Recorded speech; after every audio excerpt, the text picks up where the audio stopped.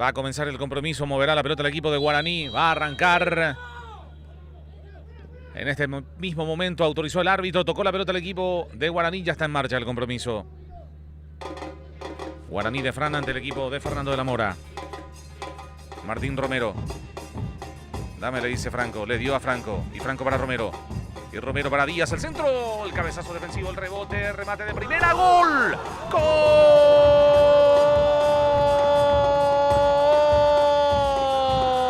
De Guaraní de Fran, Alberto Mongelos.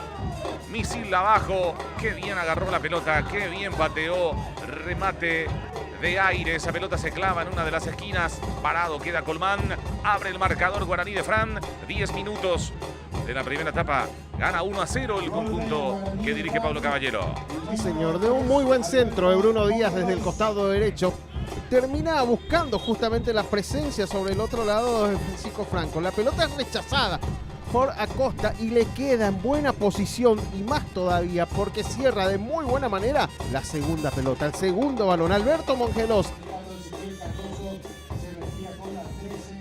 Corner que viene de Anderson Sino, arriba el cabezazo. ¡Gol! ¡Gol!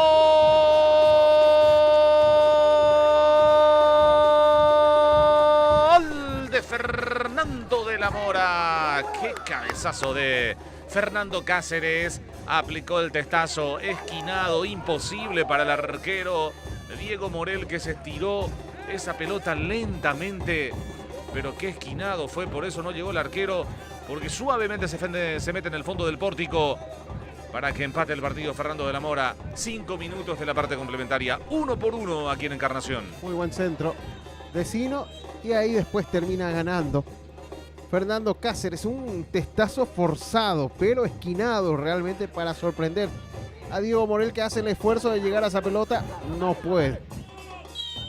Salida para Guaraní de Fran, el árbitro dice que no va más. Terminó el compromiso, señoras y señores.